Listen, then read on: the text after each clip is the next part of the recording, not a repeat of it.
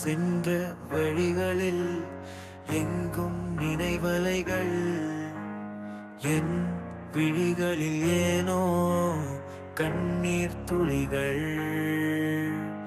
எதற்கு இந்த பிரிவுகள்?